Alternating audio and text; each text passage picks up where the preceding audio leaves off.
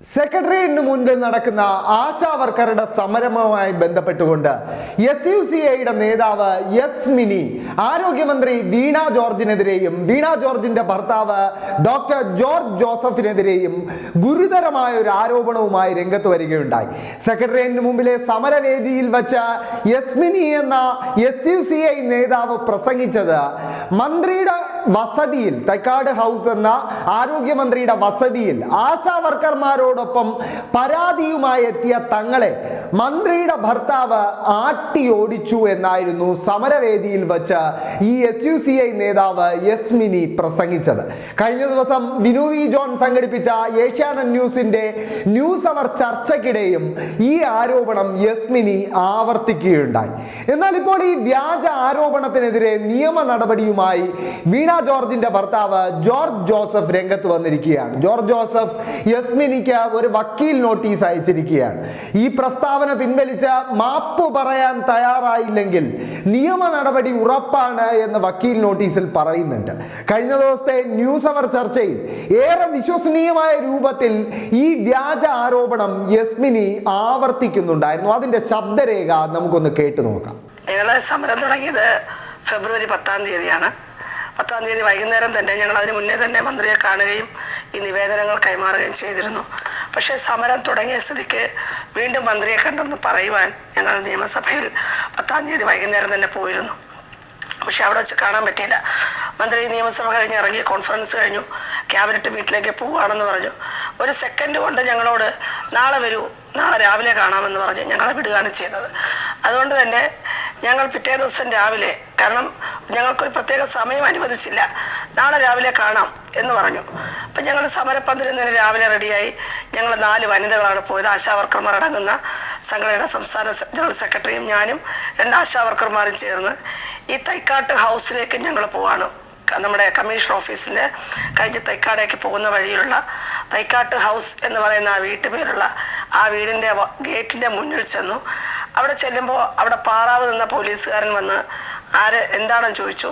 ഞങ്ങൾ മന്ത്രിയെ കാണാൻ വന്നതാണെന്ന് പറഞ്ഞു. അദ്ദേഹം അകത്തേക്ക് പോയി. പിന്നെ ഒരു 6-7 മിനിറ്റ് ഞങ്ങൾ ഈ ഗേറ്റിൻ്റെ പുറത്ത് നിൽക്കുകയാണ്. അപ്പം ഞങ്ങൾ സാധാരണയായിട്ട് ഞാൻ പ്രതീക്ഷിച്ചത്, ഞാൻ ആ പ്രസംഗത്തിൽ പറഞ്ഞതുപോലെ, നമ്മളുടെ ഔദ്യോഗിക വസതി എന്ന് പറഞ്ഞാൽ ഏവർക്കും കടന്നു ചെല്ലാനുള്ളൊരു വസതിയാണത്. മന്ത്രിയുടെ ഔദ്യോഗിക വസതി അതവരുടെ കുടുംബജീവിതം നയിക്കുന്ന, വ്യക്തി ജീവിതം നയിക്കുന്ന വസതിയല്ല. അവിടെ എപ്പോഴും ആർക്കും ചെല്ലാവുന്നതാണ്.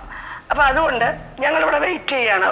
നമ്മളെ തുറന്നകത്തേക്ക് കയറ്റുമെന്ന് പ്രതീക്ഷിച്ച് നിൽക്കുമ്പോൾ മുകളിലത്തെ നിലയിൽ നിന്ന് ഒരു ജനൽ തുറന്നിട്ട് ഒരു മനുഷ്യൻ വിളിച്ച് പറയുകയാണ്, ഇവിടെ ആരെയും ഞങ്ങൾ കാണാറില്ല. ഇങ്ങനെയാണ് അദ്ദേഹത്തിൻ്റെ സെൻറ്റൻസ്.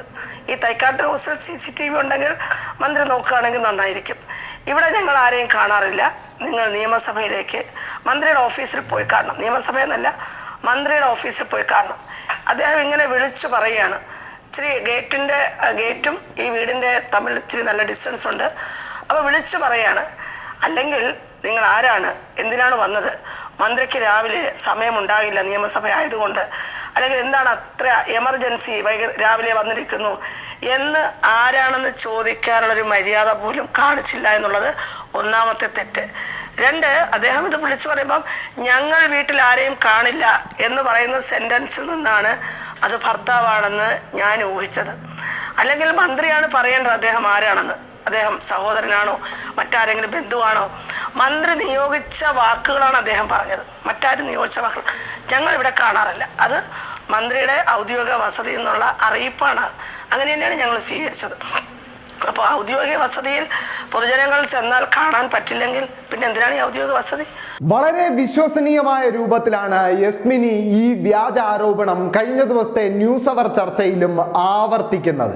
ആശാ വർക്കർമാർക്ക് രാജ്യത്ത് തന്നെ ഏറ്റവും കൂടുതൽ ആനുകൂല്യങ്ങൾ അനുവദിക്കുന്ന സംസ്ഥാനം കേരളമാണെന്നിരിക്കെ, ഇപ്പോൾ നേരിടുന്ന പ്രതിസന്ധിക്ക് കാരണം കേന്ദ്രമാണ് എന്നത് വ്യക്തമായിരിക്കെ, സംസ്ഥാന സർക്കാരിനെതിരെ ജനവികാരം തിരിച്ചുവിടുക എന്ന ലക്ഷ്യത്തോടെയാണ് SUCI അടക്കമുള്ള ചില സംഘടനകൾ ഈ സമരത്തിന് തിരികൊളുത്തിയിരിക്കുന്നത്. എന്തായാലും ഈ സമരത്തിന്റെ ഭാഗമായി ഉന്നയിച്ച ഈ വ്യാജ ആരോപണത്തിന് ഇനി യസ്മിനി കോടതിയിൽ മറുപടി പറയേണ്ടി വരും എന്ന കാര്യം ഉറപ്പാണ്.